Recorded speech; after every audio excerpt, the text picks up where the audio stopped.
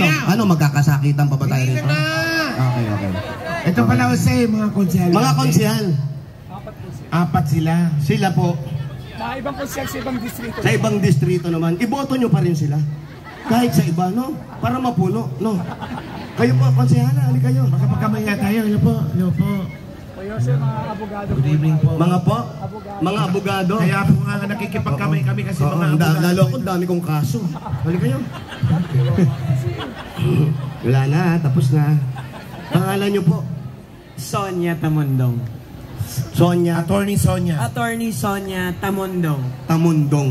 Ganda po ng apelido nyo. Madaling tandaan na. Tamundong, ha?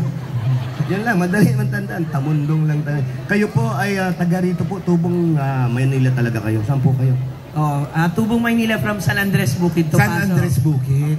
Sa Malate na. Malate na. Sakop pa rin yan, Maynila pa rin yan. At dati nag-basketball ako dyan sa San Andres. Yung main court pa niyan, open pa yung court dati dyan. Doon nasira tuhod ko, tumama sa ring. Grabe naman yan. Sobrang layup naman yan. Ganun talaga, gago ka pala. At si attorney rin. Ekonomista po. Ekonomista naman yan. At pangalan nyo po? Andrew Ocampo. Andrew Ocampo. Saan po kayo nag-gym? Ang laki ng dibdib nyo. Ano ka na naman eh. Nihipo mo na lang. Tinatanong ko lang kung saan gym. Nag-gym po kayo? Opo. Sabi ko na eh. Ba't mo tinatanong? Doon din ako pupunta. Thank you po. At si... Salamat po. Attorney. Kayo po, attorney rin kayo? Attorney Ruby Cagasca po. Attorney Ruby naman. Huwag mo kong kukuhin. Kamay pala ka. Opo, attorney. Kayo po ay dito. Saan naman po kayo dito sa area nyo?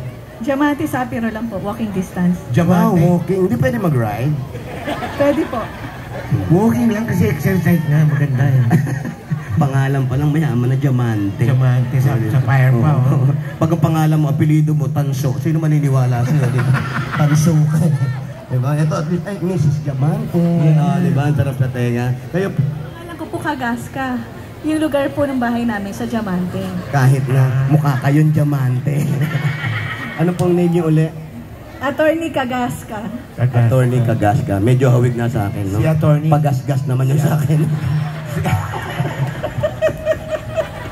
Ano sasabihin Si mo? attorney nakatira sa Diamante. Diba? Nakakaangat-angat. Diba? Attorney. Kuya, Ilan po ang hello baby po. niya? Mapapagamot po ba kayo? Hindi! Attorney rin yan! Attorney! Sorry! Alam mo naman ako eh. Attorney. Chairman. Dati pong chairman, barangay. Ating chairman. Dati po kayong chairman. Tapos nalaman nyo na kung gano'ng kaguluhan itong lugar ninyo. Oo naman. Hinabol pa ako magnanakaw dito eh. Dati. Oo. Ninakawan yung laundry ko dyan. May laundry ako dyan dati. Anong ninakaw? Sabon. Ba't hinahabol mo pa? Bumili ka lang sana ibang... Gago ka pala eh. Mapupudpud na. Kinuha pa. Magtitipid ka nga. Maraming salamat po. Sir, salamat po. Palakpakan po natin yung ating mga Konsehan. Yan. Sana po yung inaasahan nila, ibigay natin, ho. Mamaya, Yan lang na po talagang hinihintay ng mga tao eh. Pero this time po, bago namin kantaan. Ano yun? Gago. Ano yun? Kantay mo. Kantay mo! Gabing-gabi na nakahubad pa rin. Ganyan-ganyan ako nung bata ako eh. Lagi nakahubad. Ayaw kami suutan ng nanay ko dahil hirap siya maglaba. Ginagawa namin pamunas, puro libag kami ng bata. Anong kanta? Flow G daw, Flow G. Flow G. Okay. Flow G. Bigyan mo ng Flow G to. Flow G. Intro pa lang. Kasi, Flow G. Pag hindi ka alerto at hindi ka buskador, bubulihin ka rito. Oo. Kailangan lalaban ka. Yung mga matanda nga sa amin, pag sabi na, oy, kuya, pangalan ko, Ariel. Kuya, halika. Bigyan ng benching ko, bili mo ang sigarilyo. Bigyan kitang piso, huwag mo lang akong utusan. Oh. Gago pala to eh. Sa amin, di ako mautusan ng tatay ko, so utusan ako, gago pala to. Ayun, habulin ako, kukutusan akong gago. Pero ngayon mga kabataan, lalo sa bahay, iba na eh. Puro na ngayon, wala na. Puro gadget ka. Ay, ano na naman ang nirereklamo nyo? Upo. Lahat po kayo. Ito si SB nandito lang po. Nahiya lang lumarap. Lahat po kayo. Pag nagtalo, pag nakita-kita po natin, nagkita-kita tayong lahat. At si SB na po ang nakaupo. Ang gagawin natin, hindi na kayo tatayo. Dahil kasama niya kayong uupo. Okay? Bagong muka. Yun na nga ang nangyari. Bagong bahin. Ano yun? Ano nangyari? Hindi, sabi mo kasi yung kabataan ganito ka. Pero ngayon, ang mga kabataan iba na. Wala na, puro gadget na yan. Puro gadget. Yung, Oo. yung anak ko nga iba na yung salita Bakit? Laging nanonood ng Barney. Oh, maganda yun. Ay, na gano'n. Oo. Papanoodin ko rin. Pag kinakausap ko, anak, alis na ako. Bye-bye, bye-bye. Sabi nga, patnubay ng mga magulang. Dapat yung kahit yaya o may kasambahay kayo, pabantayan mo para nakikita yung ano. Sinasabihan ko yung yaya. Oh, Yaya, huwag mo naman palagi pinapanood ng Barney yung anak ko. Tingnan mo kung magsalita. Salita na ni Barney. oh, ano sabi ni yaya? Sige kuya, susunod ko. Pare-pareho na. Hindi kasi yung gadget kasi, tayo kasi, laki tayo sa yung actual, takbuhan. Minsan nagtatagompong pa kami, taguan. Pag ginagis namin yung lata, umaga na, andun pa yung bantay, tulog na kami lahat eh. Walang curfew, yan. So, tanda ko na, no? Curfew, nagpapahabol kami sa barangay pag may curfew.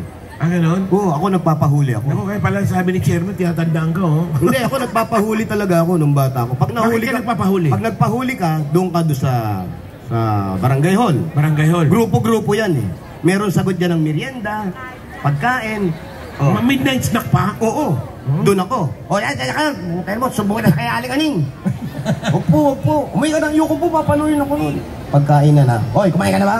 Hindi po, yuko po. Nakakulong ako po, pakakainin niyo ako. Wow! Paawa effect? Yes! Kakain na rin ako. At ang malupit dun, may sarili kang electric pan. Ganon? 5 kami magkakapatid, nasa Kulambu kami. Iisa ang electric pan namin, hindi pa umiikot. Kaya kailangan unahan kayo. Pero pag nauna ka ron, pag gising mo, nandun ka na sa dulo. Binubuhat ka na nung kuya mo eh. Gusto nila sila nandun. Kaya habang bata kayo, dapat magsikap kayo. Paano kayo magsisikap? Yun yung paraan kung sino ang taong makakasama natin habang lumalaki ang mga anak ninyo. Ang gagabay sa atin. Yung edukasyon na may bibigay sa mga kabataan na matagal na natin itong hinahanap. Kahit ako hindi ako nakapag-aral naman ako, pero hindi ako nakatapos. Puro 4th year lang ako nung nag-college ako. 4th year? Oh, first year. First year? UST, Conservatory, Music. Oo. Ayoko, pangit. Nakapag-abroad na kasi yung tatay ko. Medyo nakaka-LL Nakangat na, oh. Dating pulis ang tatay ko, tapos nakapag-Saudi. Pag-graduate ko ng high school, yun na, college. Kahit ayoko mag-aral, nag-i-enroll ako. UST. Lipat.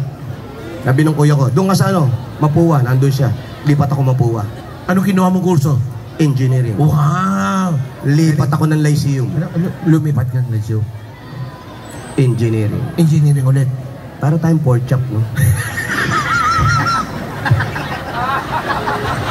Nararamdaman ko, para tayong pork chop. Gago lang to, background naman kayo. Mamaya may joke na, wala pa rin kayo gago. Tapos yung boses pa ng pork chop.